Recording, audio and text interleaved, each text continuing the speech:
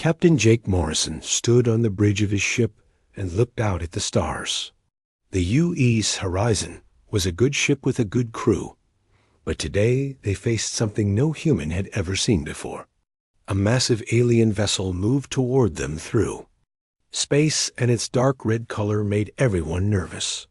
This was a Vorthic warship, and everyone in the galaxy knew what that meant. The Vorthic Empire had been destroying worlds for 300 years. They were the most feared species in known space, and no one had ever beaten them in battle. Most planets surrendered the moment they saw those red ships appear in their sky. The smart ones did anyway, because fighting the Vorthic meant death for everyone. Lisa Grant worked at the communications station, and her hands shook a little as she watched her screens. She had heard the stories about what happened to species that tried to resist the Vorthic. Entire star systems turned to floating debris, and millions of lives lost in a matter of hours. But she was human, and humans did not give up easily. Alien ship was huge and covered in weapons. It looked like a floating fortress made of metal and hate. Captain Morrison could see the burn marks on its hull from previous battles, and he wondered how many worlds had died under those guns. The ship moved closer, and soon it would be in firing range. Amy Stevens stood next to the captain as his first officer. She had served with Morrison for 10 years and trusted him completely. But even she felt worried as she watched the alien vessel approach. The Vorthic were not known for talking first and shooting later. They usually just started shooting. The bridge was quiet, except for the soft hum of the ship's systems. Every crew member knew they might die in the next few minutes, but no one showed fear. They were trained soldiers, and they would do their duty no matter what happened. Rick Johnson worked at the engineering station and checked the ship's weapons. One more time. He wanted to be ready if things went bad. Suddenly, the communication system came alive, and Lisa Grant looked up from her station. The aliens were trying to talk to them, which was unusual for the Vorthic. Most of the time they just attacked without warning. But maybe they wanted to offer terms of surrender first. Captain Morrison nodded to Lisa, and she opened the channel. The main screen flickered, and then showed the inside of the alien ship. What they saw made several crew members step back in shock. The creature on the screen was like nothing they had ever imagined. Warlord Kethver stood nearly 8 feet tall, and his body was covered in black armor that looked like it was part of his skin. He had 4 arms, and each one ended in claws that could tear through metal. His head was long and narrow, with 4 eyes that glowed red in the darkness. When he opened his mouth, they could see rows of sharp teeth. The alien warlord looked at the humans with disgust, and his voice filled the bridge when he spoke. The translation computers worked quickly to change his words into English, but his tone needed no translation. He was angry and ready to kill. Warlord Kethver told the humans they had to surrender their ship right away. He said the Vorthic Empire had conquered 700 worlds, and no species could resist them. He called humans an inferior race and demanded they prepare for immediate capture. His 4 arms moved as he talked, and his claws clicked against his armor. Captain Morrison listened to the alien's demands and then looked at his crew. Amy Stevens met his eyes and nodded slightly. Rick Johnson grinned from his station and cracked his knuckles. Lisa Grant took a deep breath and waited for orders. They were all thinking the same thing. The captain turned back to the alien warlord and smiled. He told Kethver that there had been a mistake. The Vorthic might think they were the scariest thing in space, but they had never met humans before. His voice was calm and friendly, like he was talking to an old friend. The alien's 4 eyes narrowed, and he made a sound that might have been laughter. The translation computer said it was aggressive mockery. Kethver said he did not care what humans called themselves, because all species broke eventually. He had seen it happen hundreds of times before. Morrison nodded and said he understood the alien's point of view. Then he made an offer that surprised everyone, including his own crew. He told the Vorthic warlord to turn his ships around and leave the system. If they did that, then humans would pretend this conversation never happened. It was a polite way out for everyone. Rick Johnson laughed out loud and asked if they should show the aliens the Madison Doctrine files. These were human military records that most aliens had never seen. Morrison told him to wait because he wanted to give the Vorthic a chance to make the smart choice. The alien warlord's mandibles spread wide in what the computer said was aggressive laughter. He could not believe that humans would threaten the mighty Vorthic Empire with just one small ship. His forearms gestured wildly as he spoke, and his red eyes burned with anger. Captain Morrison's expression did not change, and his voice stayed calm. He told the alien that no one was making threats. Humans were just being polite. This confused Kethvor, because politeness was not something the Vorthic understood. They took what they wanted by force and killed anyone who got in their way. The alien demanded to know how humans dared to challenge Vorthic supremacy. His voice got louder, and his claws scraped against his armor. The bridge of the ship was filled with other Vorthic warriors, and they all looked ready for battle. Their red eyes glowed in the darkness, and their weapons were already powered up. Morrison looked at the alien for a long moment, and then spoke in the same calm voice. He said that humans were not challenging anything. They were just explaining how things worked in this part of space. The Vorthic could leave peacefully, or they could learn why every other species had stopped trying to invade human territory.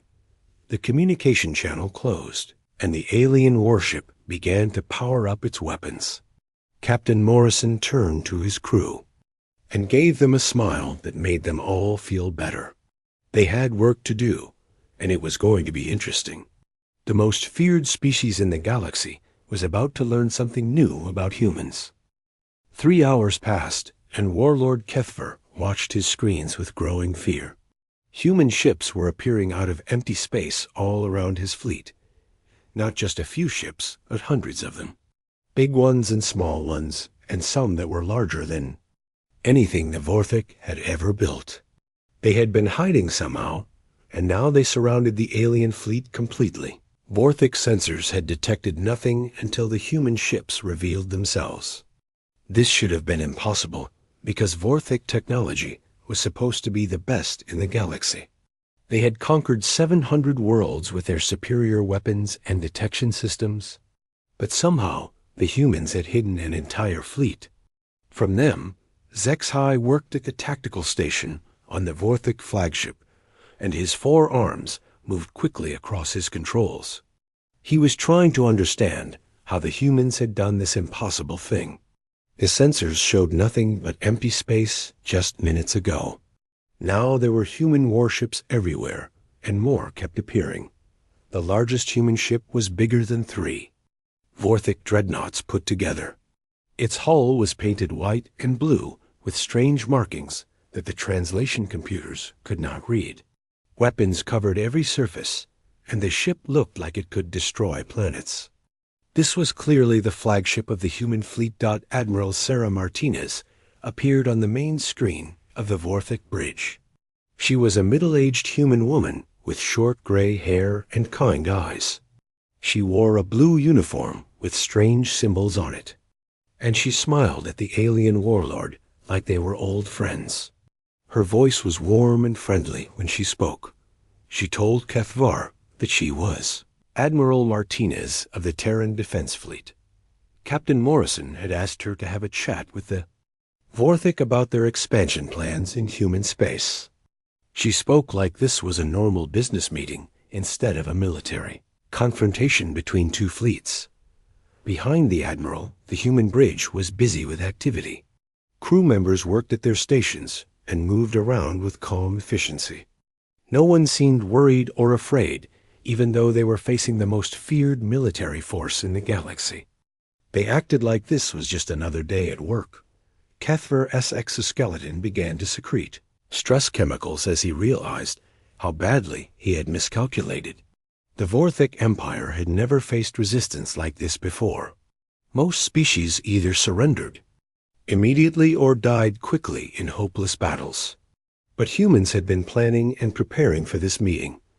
The alien warlord tried to maintain his authority and told the admiral that this was impossible. No species had ever challenged Vorthok supremacy successfully. Every world the Empire had encountered had fallen to their superior military might. Fear and intimidation had always worked before Dr. Helen Chong looked up from her science station on the human flagship and made a comment about the Proxima campaign. Colonel Ben Parker added something about the siege of Alpha Centauri. They spoke about these events like they were old history that everyone should know about.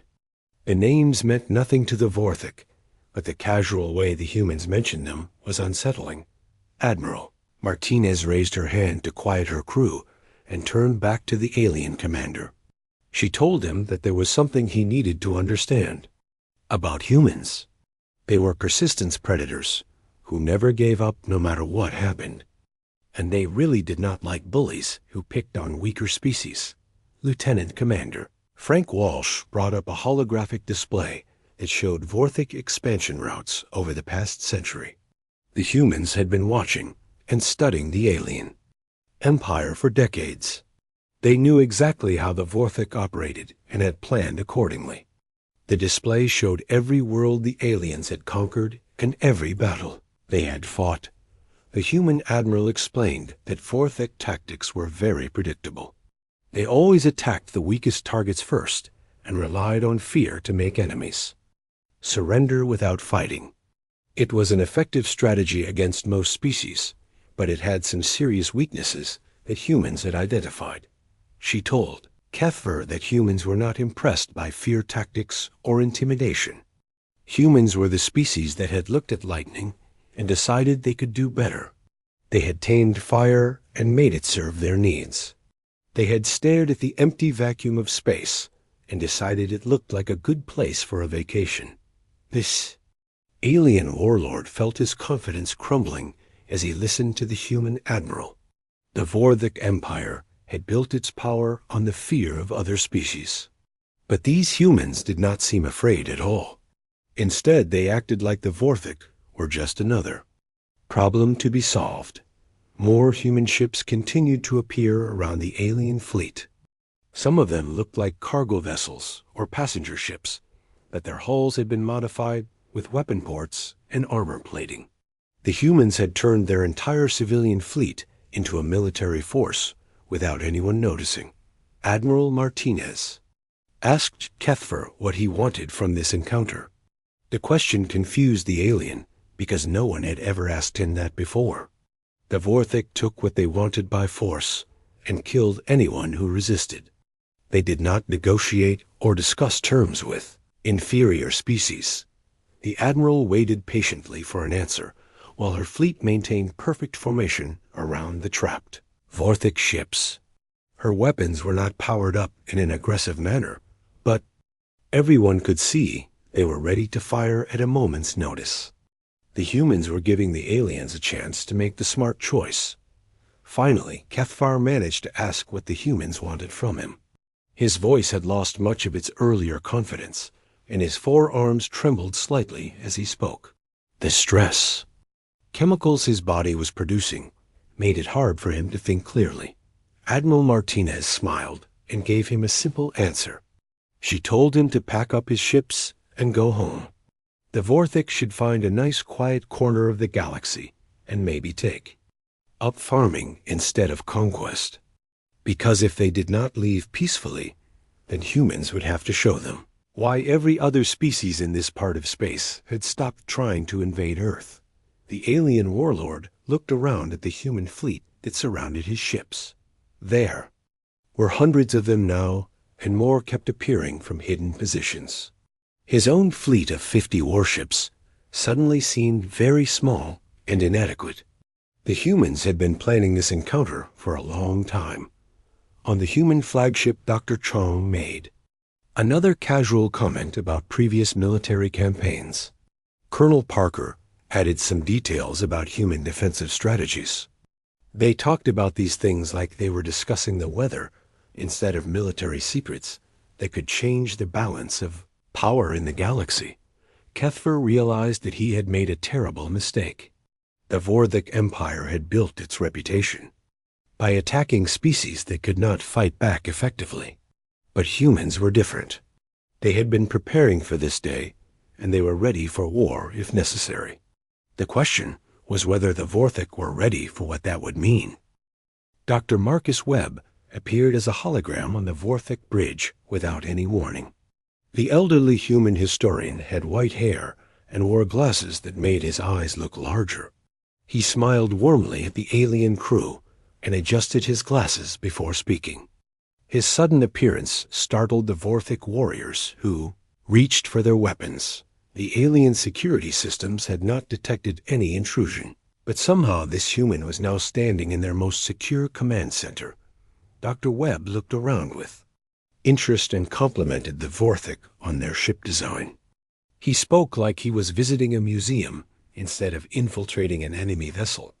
Warlord Kethvar demanded to know how the human had breached their security systems. The Vorthik used the most advanced encryption and defensive protocols in the galaxy. No alien species had ever managed to penetrate their computer networks before. Yet this old human had simply appeared without triggering any alarms. Dr. Webb chuckled and told the alien commander that they had not breached anything. The humans had simply asked the Vorthik computer system nicely, and it had been very cooperative. He complimented their artificial intelligence and said it was quite chatty once you got to know it properly. The revelation that humans had somehow convinced the Vorthik AI to help them was deeply disturbing to Kethfer.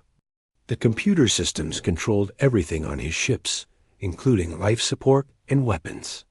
If humans could manipulate their AI, then the Vorthik fleet was completely vulnerable. Dr. Webb said he wanted to tell Kethvar about human military doctrine and history.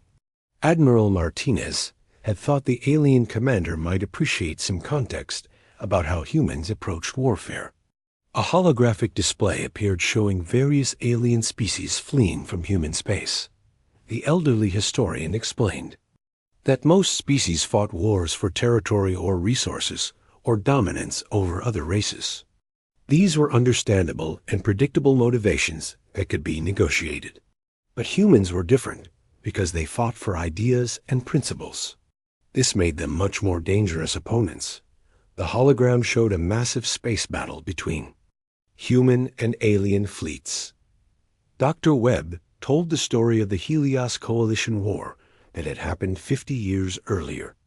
The coalition had superior numbers and better technology and more resources than the humans. They should have won easily.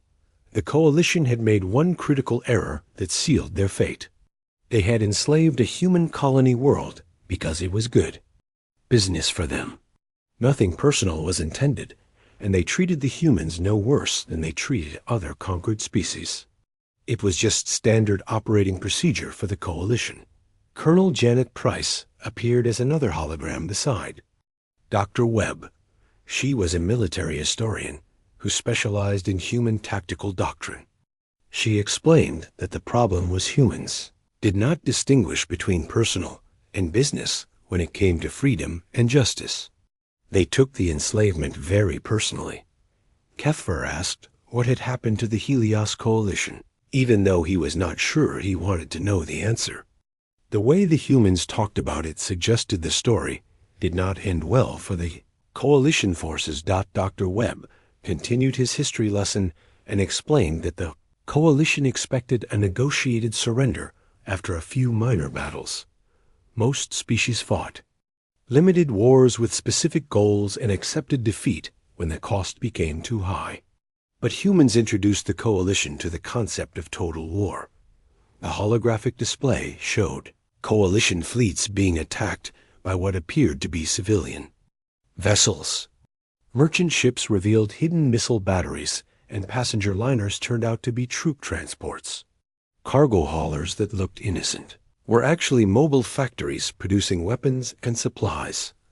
Every human civilian became a resistance fighter working against the coalition occupation. Every human world turned into a military base supporting the war effort. Every human ship became a potential weapon that could strike without warning. The entire human species had mobilized for war. Colonel Price explained that the coalition military had never faced anything like human total war doctrine.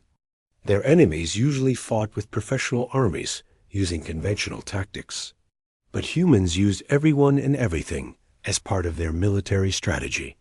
The hologram showed coalition commanders trying to deal with human guerrilla tactics. Supply convoys were attacked by children with homemade bombs.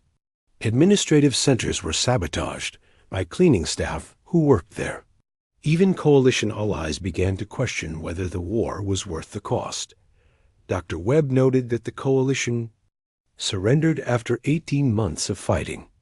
They still had more ships and soldiers than the humans, but they could not handle the psychological pressure of fighting an entire species that refused to give up.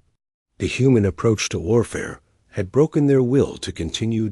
Captain Lucy Thompson joined the holographic conference from her ship in the human fleet. She asked if they should tell Cathver about what happened to the Nexus Empire. Dr. Webb chuckled and said that might be too advanced for their alien friend to understand right. Now, the Vorthic warlord felt sick as he listened to these human war stories. His species had always won through superior firepower and fear tactics. But the humans fought in ways that the Vorthic could not counter with conventional military strength. Dr. Webb explained the basic principle of human warfare that made them so effective. Humans did not fight wars just to win territory or resources. They fought wars to make sure that nobody would ever want to fight them again. This was a fundamental difference in approach. The elderly historian showed images of former human enemies who were now peaceful trading partners. Species that had once attacked human worlds now worked closely with human scientists and merchants. The transformation was remarkable and showed the long-term success of human strategy. Colonel Price added that humans preferred to turn enemies into friends rather than simply destroying them. But this required the enemy to be smart enough to recognize when they were beaten and accept the offered partnership. Not all species were wise enough to make that choice. Captain Thompson mentioned several alien empires that had chosen to keep fighting instead of accepting human terms. The hologram showed what remained of their territories, which was mostly empty space filled with radiation and debris. These examples served as warnings to other species.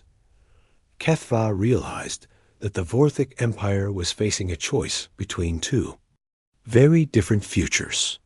They could accept human terms and potentially become part of a larger galactic community, or they could continue fighting and face the same fate as those other empires that had chosen badly. Dr. Webb concluded his history lesson by noting that humans had learned something important over the centuries of warfare. It was easy to destroy an enemy, but much harder and more valuable to turn that enemy into an ally. However, this required the enemy to be intelligent enough to recognize reality.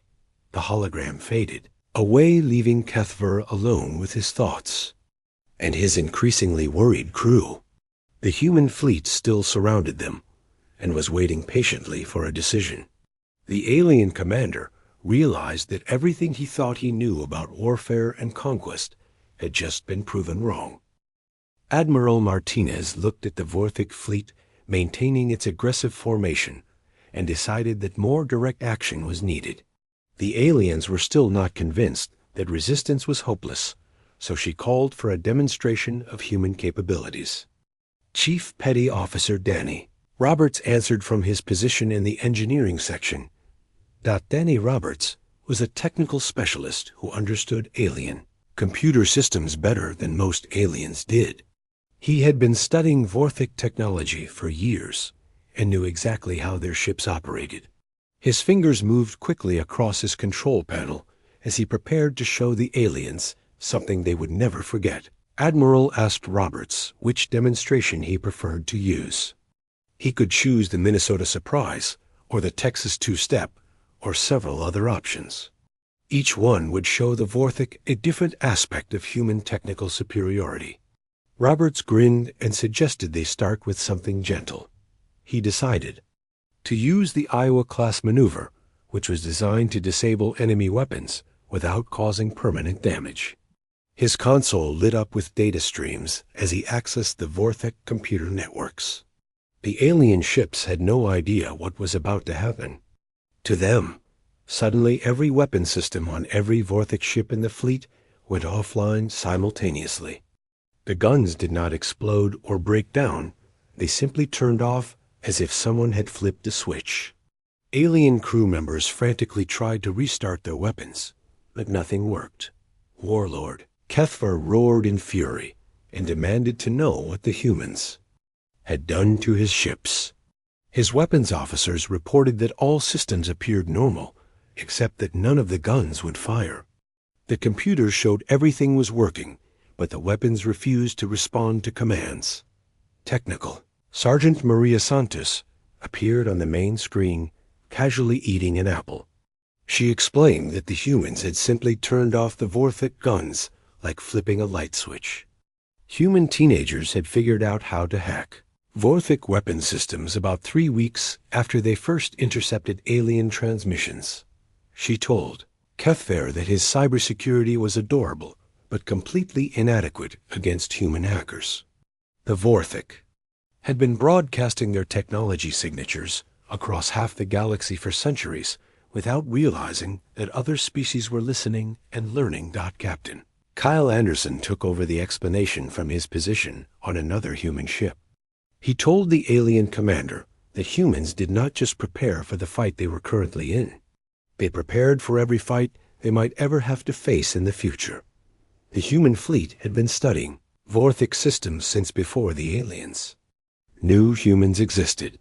Every encrypted transmission, and every tactical manual, and every technical specification that had ever leaked from the Vorthik Empire had been analyzed by human scientist Dr. Patricia Miller from the Xenotechnology Division. Appeared on screen to provide more details. She explained that human research teams knew Vorthik ships better than the aliens did themselves. They had spent decades reverse engineering alien technology from captured broadcasts and debris. Lieutenant Colonel Steve Garcia brought up a technical schematic showing the internal structure of Vorthik vessels. He pointed out that their primary power conduits had a harmonic resonance frequency that could be triggered remotely by anyone who knew the right mathematical formula. The humans had discovered this weakness by accident while trying to understand Vorthik shield generators.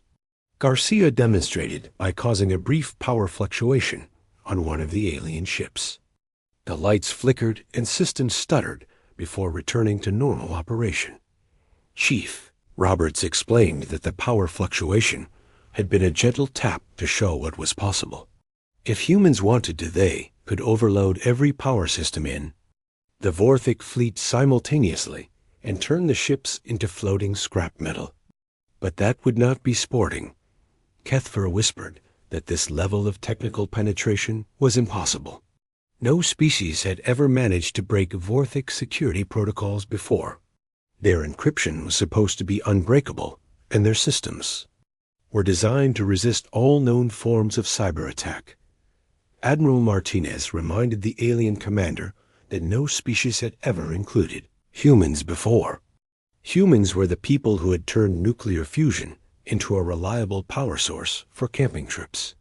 They had developed faster than light travel, because walking everywhere was too slow and boring.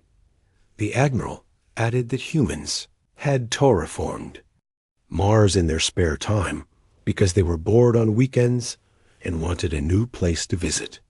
They approached technical challenges with a combination of curiosity and stubbornness that made them very difficult to stop. Commander Nicole Foster added the final surprise that made Kethver feel truly helpless. The humans had taken the liberty of sending care packages to all the worlds that the Vorthik Empire had conquered over the years. These packages contained very useful items for oppressed populations. The alien warlord asked with growing dread what kind of useful items the humans had distributed to his conquered subjects. He had a feeling that he was not going to like the answer to this question.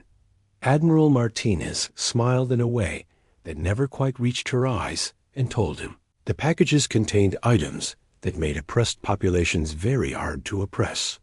Communication.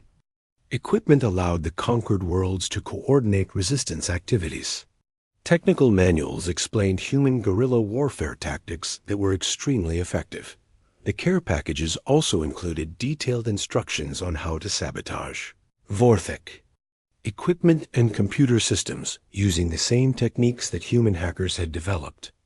Every conquered world now had the knowledge and tools needed to fight back against their occupiers. Foster explained that the human distribution network had been operating for months without the Vorthic noticing anything unusual.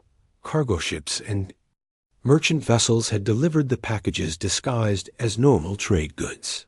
The Empire's own transportation system had been used against them.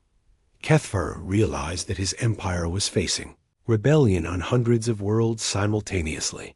The Vorthic military was spread thin, trying to maintain control over their vast territory. They could not handle widespread uprisings across their entire domain. The human demonstration continued as Roberts showed more examples of their technical superiority. Vorthic communication systems began playing human music instead of military. Communications. Navigation computers started displaying poetry instead of star charts. Life support systems began producing the smell of flowers. None of these changes were dangerous, but they proved that humans could control every aspect of Vorthic technology whenever they chose to do so. The aliens were completely at the mercy of human technical specialists who could disable their ships at any moment. Admiral Martinez told Kethver that this was still the gentle demonstration. Humans had much more serious capabilities that they preferred not to use unless absolutely necessary. The choice of how to proceed was entirely up to the Vorthic commander. The alien fleet remained surrounded by human ships that could destroy them instantly or disable them completely at any time. Kethver looked around at his crew and saw fear in their eyes.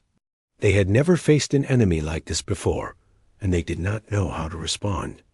The most feared species in the galaxy had discovered that there was something in the universe much more frightening than their own military might. They had found humans and learned that some enemies could not be defeated through conventional warfare. The question now was whether they were smart enough to accept reality. 6 months had passed since the confrontation between humans and the Vorthic Empire, and everything had changed completely. Former warlord Kethver sat in what had once been his command chamber, but now served as a comfortable office. The harsh red lighting had been replaced with warm natural illumination that did not hurt the eyes. Plants from dozens of different worlds grew in carefully maintained gardens along the walls. The air smelled fresh and clean instead of the metallic scent of weapons and war machines. Kethver spent his days reviewing agricultural reports instead of planning military campaigns against helpless species. Ambassador Carol Wright knocked gently on the doorframe and entered with her usual morning greeting.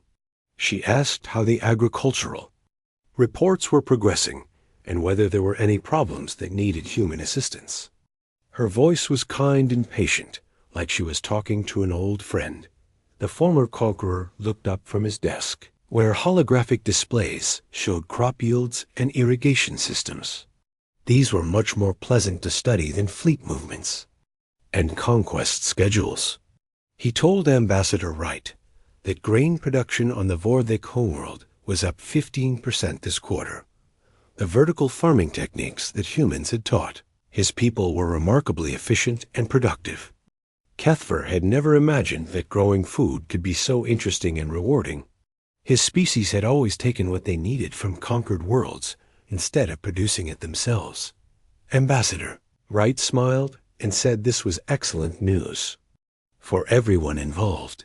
She asked how the other former Empire worlds were adapting to the new arrangements that humans had established. The transition from military dictatorship to cooperative partnership had been challenging for many species.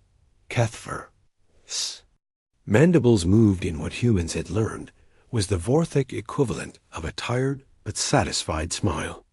He told the ambassador that the adaptation was going better than anyone had expected.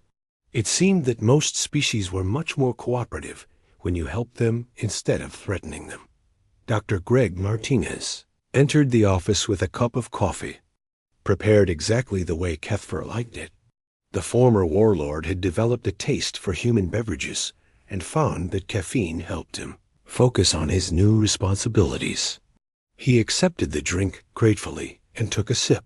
The doctor mentioned that the Zephyrian delegation wanted to discuss expanding their trade agreement to include new medical technology. This was typical of how business was conducted in the post-war galaxy. Species that had once been enemies now competed to offer the best trade deals and technological exchanges. Kethfer nodded and said he was not surprised by the Zephyrian request. 300 years of demanding tribute through fear and intimidation, and it had never occurred to the Vorthic to simply ask nicely and offer something useful in return. The old ways seemed incredibly stupid now. Ambassador Wright settled into a comfortable chair across from the former warlord and observed that this was a common mistake among aggressive species. Most civilizations thought that power came from making others afraid of them. But humans had learned long ago that real power came from making others glad you existed. Kethfer asked what happened if other species were not glad that humans existed. He already knew the answer, but wanted to hear it confirmed. The question had been bothering him for months. As he learned more about human capabilities, Dr. Martinez answered cheerfully that humans made sure those species understood the alternative to cooperation. But he added that humans much preferred the first option because it involved significantly less paperwork and administrative overhead. War was expensive and complicated, while peace was profitable for everyone. Through the large viewport in his office, Kethfer could see the former Vorthic flagship orbiting a thriving world. Ships from dozens of species moved in orderly traffic patterns, carrying trade goods and cultural exchanges instead of weapons and conquest forces. The transformation was remarkable. The former warship had been completely converted for peaceful purposes. Its weapons had been turned into mining equipment for asteroid operations. The troop base had become hydroponic gardens that supplied fresh food to the space station. Even the ammunition storage areas now housed research laboratories. Scientists from multiple species worked together on joint projects that benefited everyone involved. Medical researchers shared techniques for treating diseases that affected different alien biologies. Agricultural specialists developed new crops that could grow in harsh environments. Engineers designed better life support systems for space. Habitats. Ambassador Wright noticed Kethfer looking out the viewport and asked if he had any questions about the transition process. The former warlord had been very cooperative during the changeover, but she knew he still struggled to understand some aspects of human philosophy. Kethfer said he had been puzzled by something for months and wanted to ask about it. When Admiral Martinez had first demonstrated human capabilities, she could have destroyed the entire Vorthic fleet instantly. The humans clearly had the power to wipe out his species completely. So why had they chosen not to use it? Ambassador Wright was quiet for a moment while she considered how to explain human thinking to an alien mind. Then she smiled and told him that humans had learned something important over their long history of warfare. It was easy to destroy an enemy, but much harder and infinitely more valuable to turn that enemy into a friend. Dr. Martinez added with a grin that humans would have missed out on having the galaxy's best agricultural consultants if they had simply destroyed the Vorthic fleet. His people had transformed farming operations on 17 Different worlds and their expertise was invaluable. The former warlord's 4 eyes focused on the peaceful scene outside his office. Representatives from species that had once been mortal. Enemies now worked together on projects that helped everyone. It was a future that no one could have imagined during the dark days of the Empire. Cuthfer asked one final question that had been troubling him. He wanted to know if all human victories were this comfortable for the defeated side. Most species that lost wars faced destruction or permanent subjugation, but the Vorthic had been offered partnership instead. Ambassador Wright and Dr. Martinez exchanged glances before answering. Wright told him that comfortable defeats were only offered to the smart species, the ones who figured out that fighting humans was like fighting a natural disaster that could not be reasoned with or defeated. She explained that the only real option when facing human military power was to learn to work with it instead of against. Its species that made this choice quickly found themselves better off than they had been before the war started. But those who kept fighting usually did not survive to regret their decision. Outside the viewport, a human transport ship docked with the station carrying the next group of interspecies agricultural students. Young people from dozens of worlds came to learn from Vorthic farming experts who had once been feared warriors.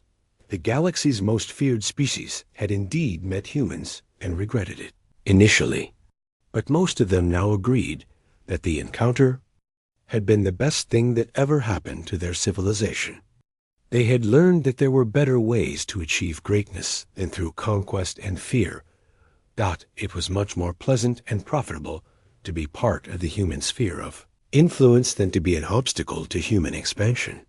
The Vorthic had discovered that cooperation produced better results than domination, and everyone involved was happier with the new arrangements that humans had established.